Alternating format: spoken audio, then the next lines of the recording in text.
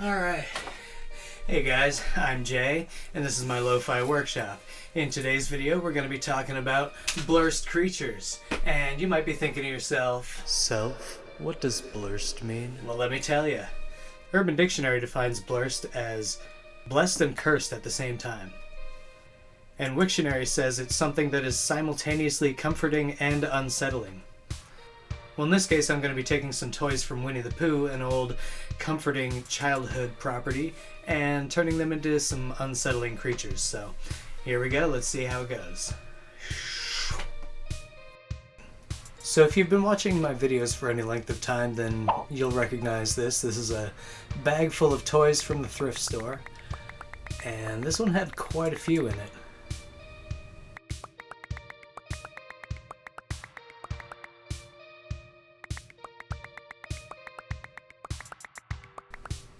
Of particular note was Tigger.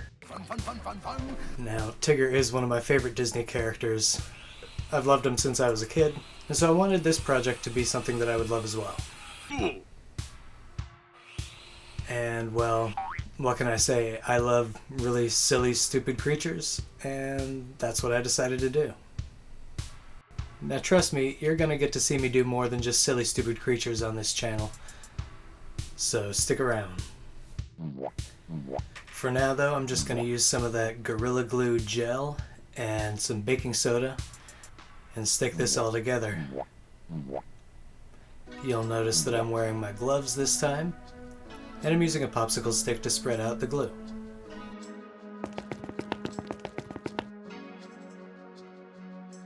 Now he's starting to look like a brontosaurus, but we're going to do something about that. But first, we need to do something about his face. Gonna give him a brow ridge, and we're gonna add a little bit of a ridge to his spine too.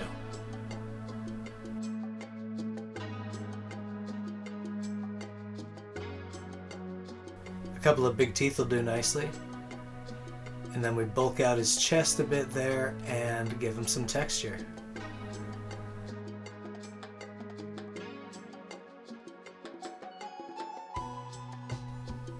Now he was standing a little off balance, so I decided I'm going to add a little thagomizer to the back of his head, and I'm going to take off his little tail and put on a longer one.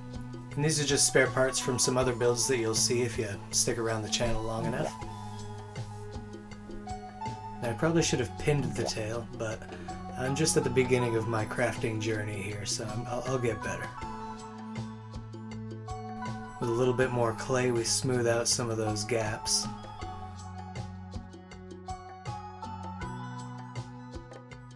And this is our Tigger now.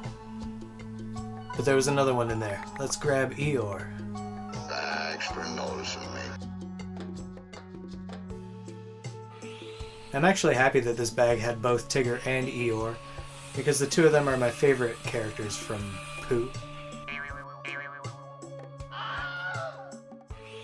I can actually relate to both of them in their own way. Sometimes I just like to be silly and goofy and bounce around. And other times, you know, life gets you down.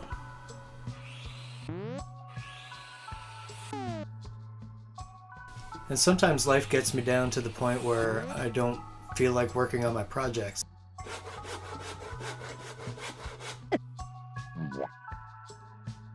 But you know, honestly, working on my projects is something that makes me feel happier.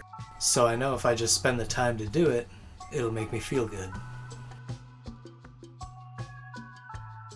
You know, maybe it's easier said than done, but it helps to keep that in mind.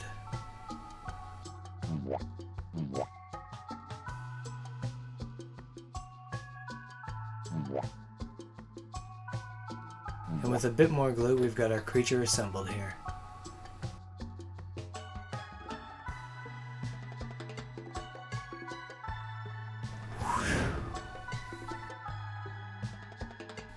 And now, of course, we smooth everything out with some clay again.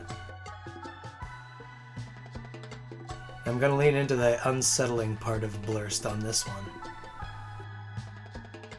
And that starts by adding a brow ridge and some eye sockets. Using my trusty pokey ball stick, of course. And then back to the other end of the stick for the texturing tool. Now I thought I was done with him at this point, but I realized I wanted to do more. And so I've drawn there on his face what I plan to do. Let's get to it. He's got some fat lips, let's just rip those off. And I used my Dremel tool to open up his mouth a bit.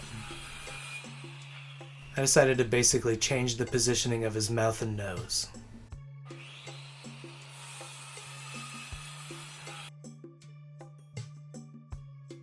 And now we get to the clay part again, smoothing out all of the little gaps, making things look a little bit neater, and fixing up his mouth hole.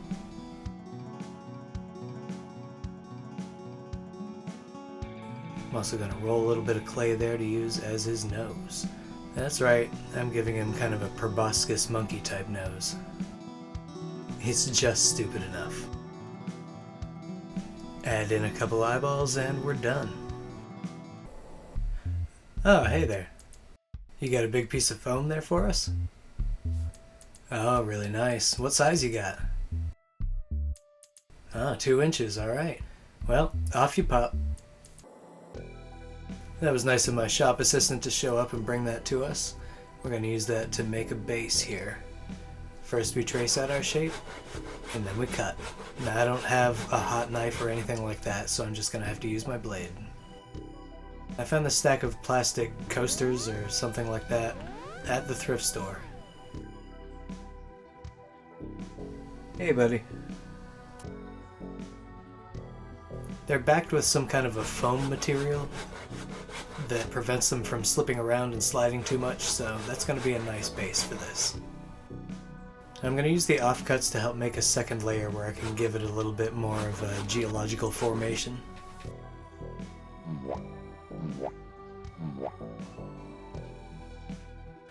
And I'm going to use some toothpicks to help peg that together.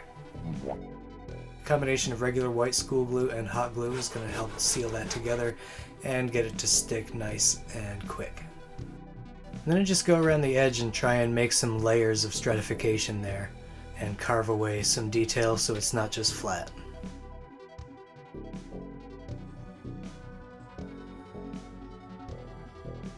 And then my favorite part of texturing foam, smacking it with a rock.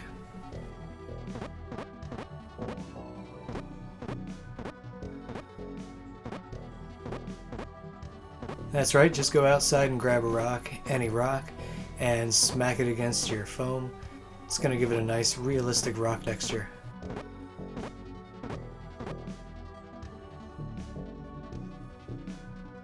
And then to seal up the foam before I spray with the primer, I've mixed together a little bit of black and orange to make a brown, and mixed that with a bit more glue to create a layer of protection. So let's move on to painting. Here we go!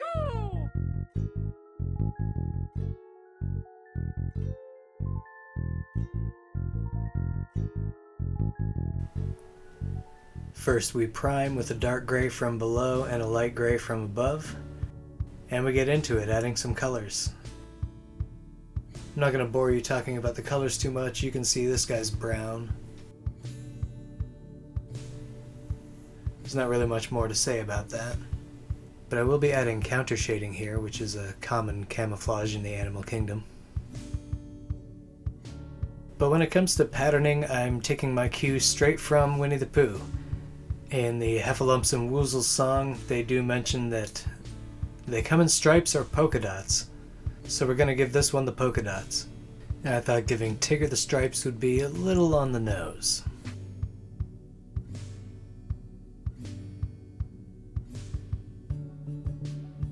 And after we touch up some of the details like his teeth and his eyes, we're about done with him and we can move on to painting Eeyore.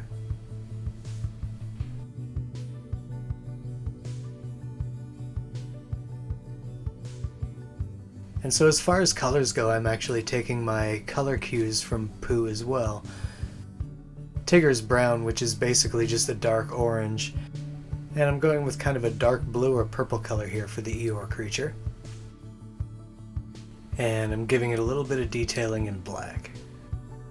Black on the spines of the wings, black hooves, and black striping, I think, pull it all together nicely.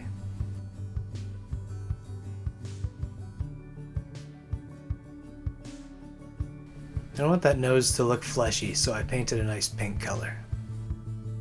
But wait, there's more. Yes, that's right, we made a base, and we're going to paint that too. As soon as it's done spinning. Alright, here we go. We start with some earthy colors, and we spread that all over. Now I'm doing this in thin washes, so I'm dabbing that up with a paper towel. And then I add green to the top because I'm going to be applying some grass up there. And I want to give it a nice base color underneath. Take a few different colors of gray and hit the edges with a dry brush. You can see I took a brownish color there and I kind of went around the edges. I wanted to make it look like there was a layer of rock that was specifically different from the rest. And then it's on to applying the flocking grass and moss. And there we are.